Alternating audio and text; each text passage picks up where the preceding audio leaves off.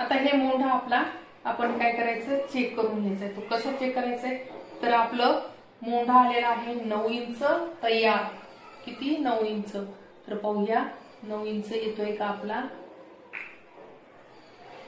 तर राईट आपला 9 इंच आपला पाहू शकता.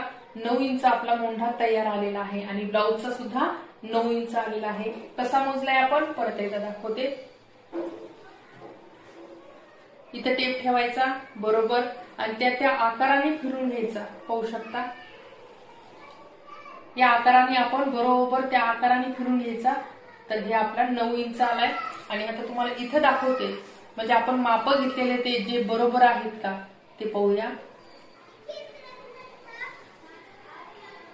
करेक्ट पहा, 9 इंचावर आपला हे करेक्ट माप आलेलं आहे.